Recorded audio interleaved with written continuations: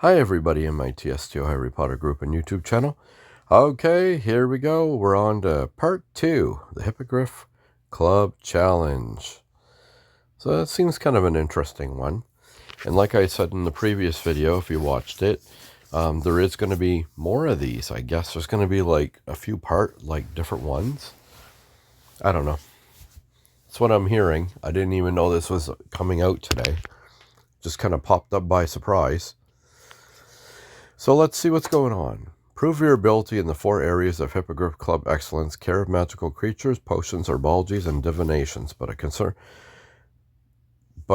concerning prediction from Professor Trelawney suggests danger for your demonstrations. Oh, I wonder if it'd be Marilla. I know, I'm always blaming her if you watch my previous videos. I'm always blaming her. It's too funny. Okay, so I think that's what I'm supposed to be doing next, is considering creatures? Yeah, consider creatures. I wish they had like 3 parts to this instead of 4, honestly. But nothing I can do about it. I don't make them. I just find they're so long.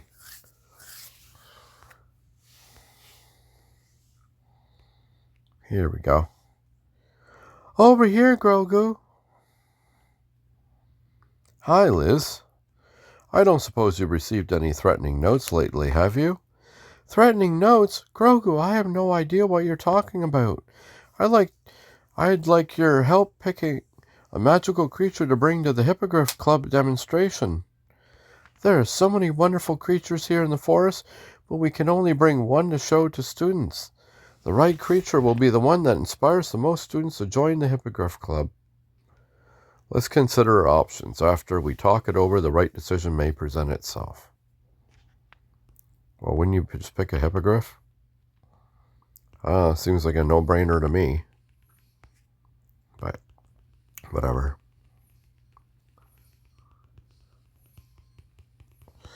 I wish there was an auto click on this. So you have to keep clicking. Oh, I see what this is. You have to click on so many, and then it'll go to another one. Okay. It's like progressing a certain thing. There we go. Stop it. There. I've already completed it. We've looked at every magical creature who lives in this area of the reserve, but we can only bring one to the Hippogriff Club demonstration. I know, I'm just the sort of creature to bring, Grogu. The Hippogriff. It was right in front of us the whole time. There's even a Hippogriff who lives in our club room. How do you feel about bringing a Hippogriff to the demonstration, Grogu? I want your honest opinion. I think it's an exciting choice. The fearsome and majestic Hippogriff will certainly make an impression on future Hippogriff Club members. That's just how I feel, Grogu. This is going to be brilliant. Thanks, Grogu. You helped me even though you chose a different subject. Of course, it's all part of making this Hippogriff Club demonstration a success. I don't always get along with other people, but I've never had trouble connecting with magical creatures. That may be what I appreciate the most about them. You may not be a magical creature, but you're not so bad, Grogu. Thanks, Liz. I'll inform Professor Kettleborn of our Hippogriff plan and send word soon. Great. In the meantime, I'll check in with the other groups. Tonks and Esmelda are probably with Professor Sprout in the greenhouses as we speak. Those two don't always get along. I shall see what I can do to help them prepare for the demonstration. Well, Hippogriff was the obvious answer. I mean, what else is it going to be? And everything's predetermined in this anyways. I love the snowman still there. I wonder when all the stuff will be gone for Christmas. I'm telling you, the soil wasn't right. The soil was fine. You just gave them too much water. No, I didn't. Hello, everyone. Is everything all right? Hey, Grogu. We've been trying to transplant puffamods to give to students at the Hippogriff Club demonstration, but Tonks made a mistake and overwatered them. I didn't make a mistake. I watered them just as much as Professor Sprout said to. Puffapods, eh? Students might enjoy throwing the pods around and seeing them grow into little flowers.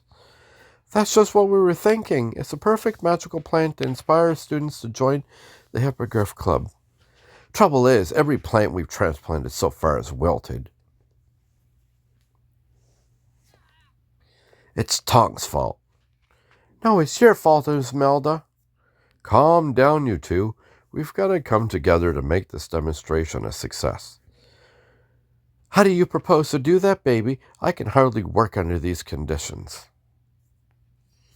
You both have good reasons to think you're right, but we have a more important goal to consider. No matter who's right or who's wrong, we've got to have a good demonstration to inspire our fellow students. You're right, Grogu. We should focus on helping these plants. I suppose throwing blame won't be enough to get these puffapods to look healthy again. We've got to help these puffapods. Wonder if there's a magical solution to get them growing again. There certainly is, Mr. Baby. Hello, Professor Sprout. Hello, students. I think I know just the thing to help these puffapods thrive once more.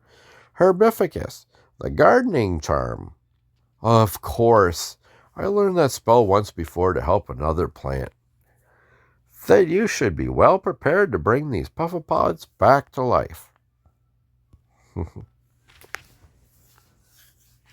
Oh, between Esmeralda and Marilla, I don't know. Kind of annoying.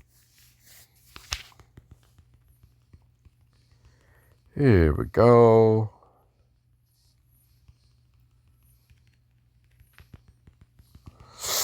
And perfect. Oh, another one.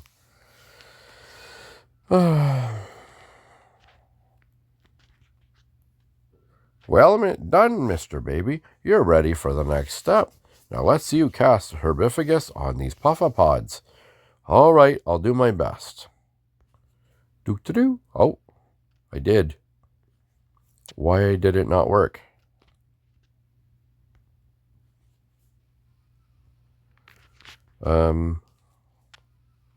What the? There. It wasn't letting me trace it right. Herbology.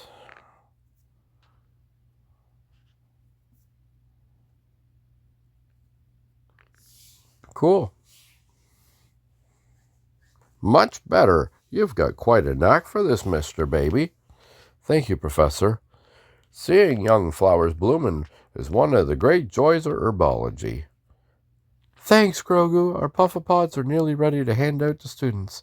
The herbology portion of our demonstration is well in hand.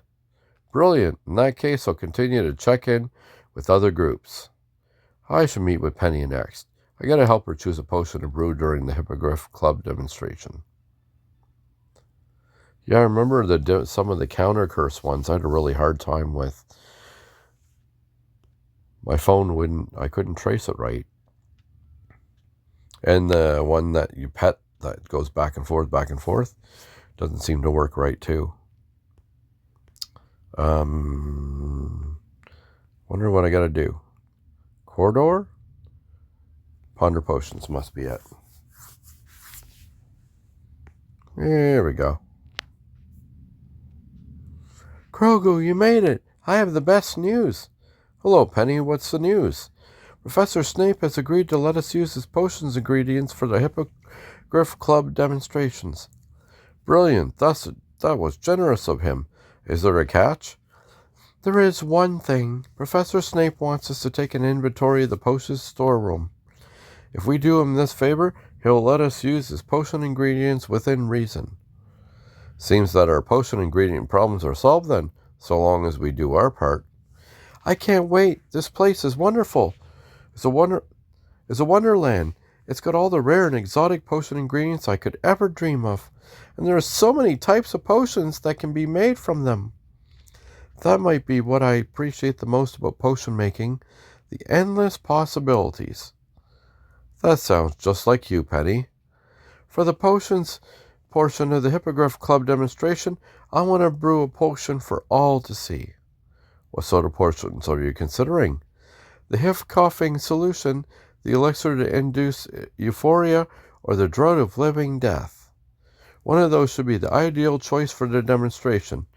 I think I know which one, but I want to get your thoughts to see if we're on the same page. You want to see if I land on the same potion that you do? Exactly, the right potion will be advanced but not dull, exciting but not dangerous. It would be nice to have a personal connection to that potion too. I see, the way you can share what potion making truly means to you. I'm so glad to have your help with this, Grogu. You know just what we need to get this right. Come on, let's start taking inventory. We'll talk potions as we work. Oh, yeah. Do.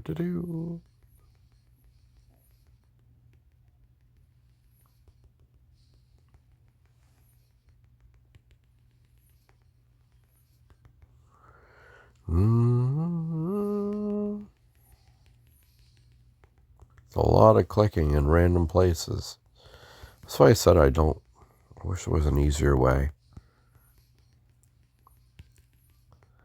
Oh well, I'll get a bunch of stuff for that consolation thing, I guess. Probably going to have enough to finish it after doing this. There we go. We accounted for everything. Professor Snape keeps the potion storeroom well stocked. I'm sure he'll appreciate learning that he needs more fairy wings. And now that we've finished the inventory, we can take the ingredients we need within reason. I told you I had a potion in mind for the demonstration. Which one do you think it is? You must have chosen the elixir to induce euphoria. You said you used to make it with your gran. That's right, Grogu. The elixir to induce euphoria has a special value to me. Then it's a perfect potion to brew for the demonstration. Thanks, Grogu. I'm excited to get started. I'll start collecting ingredients and inform Professor Snape of what we decided.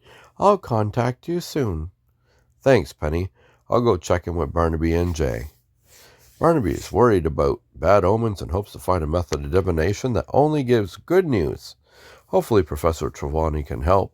The three of us will go to her classroom and ask for advice.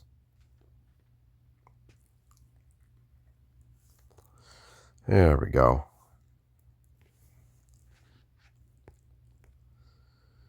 Okay.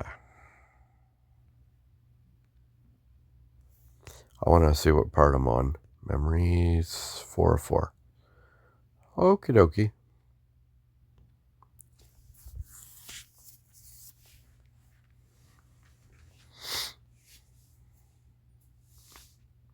Thanks for coming, Grogu. We need all the help we can get. We're still trying to figure out what method of divination to choose for the Hippogriff Club demonstration. There certainly are a lot of different ways to try to see the future. Unfortunately, Barnaby here is afraid of getting a bad omen. As for me, looking into the future is one of the most exciting and useful things I can think of. That's why I chose divinations as my focus. Since you chose it too, what do you appreciate the most about divination, Grogu? What I appreciate the most about divination is getting in touch with my inner eye. I may not be a seer, but the idea that there's part of me that might see the future is fascinating. That's true, Grogu. Having the inner eye is a rare gift. However, I suspect that Professor Trelawney tells most of her students that they have the inner eye anyway. Come, students, let us discuss your demonstration. It's funny how she looks exactly like the one in the movie. Your aura is as strong as ever, Mr. Baby. Ah, thanks, Professor. We were hoping you could help us choose a method of divination for the Hippogriff Club demonstration. I can certainly see how students may appreciate learning about divination from their fellow students. The trouble is, Barnaby is afraid of getting a bad omen. He wants to choose a divination method that only gives good news. There are many methods of seeing, though the answers they reveal cannot be constrained. Let us discuss. I have foreseen that one method of divination will be ideal for you. Yeah, I'm trying to remember who played her. Emma Thompson or something? But they did a really good job on her in the game to look exactly like her. I give them props for that. Same thing with Sprout. Looks exactly like Sprout. Like they did a lot of really good stuff in this game to look as close as they could to a lot of them.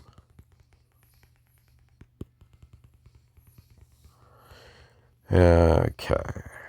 I'm actually going to skip this. There we go. It doesn't sound like there's any method of divination that only predicts happy news. I'm afraid not. To see the future is to risk perceiving one's doom. Such is the nature of divination. Isn't there anything more you can tell us that could help, Professor? Perhaps, Mr. Baby, when discussing their own divination methods, the centaurs have a saying. Wait, centaurs study divination? Of course, centaurs have an approach to the divination that only they fully understand. I wonder how a centaur divination differs from the methods witches and wizards use. It's quite different, but what I meant to say was, centaurs do divination? I'd love to learn more about that. Grogu, we could make our demonstration about centaur divination. What about bad omens? I thought you were concerned about predicting your doom. I am concerned about that, but I love magical creatures more than I fear doom. Then perhaps we should try to meet a centaur and ask them about their divination methods. That would be brilliant. Considering the encounters you've had with centaurs in the past, this would be a piece of cake. Those encounters weren't always friendly. Even if I met a centaur before, this won't be easy. Be warned, students, centaurs have little love for humans. They can be quite dangerous. That said, they do seem to respect Hagrid. He knows their ways better than most. That's true. Hagrid knows the residents of the Forbidden Forest better than anyone, including centaurs. Thanks, Professor. You were a big help. Ah, of course. I knew you would pick centaur divination all along. Good luck with your demonstration. Now, if you'll excuse me, I must. Professor, hark! The enemy approaches. Only joy can prevent failure and catastrophe. Failure, catastrophe, what's going on? Are you all right, Professor? Of course, Mr. Baby. I had no idea why you'd ask such a question. Now, if you'll excuse me, I need to polish the crystal balls before my next class. I think Professor Trelawney just made a prediction. The enemy approaches. Only joy can prevent failure and catastrophe. I wonder what that means. Failure is just like the note I received in the library. It said the Hippogriff Club demonstration will fail. People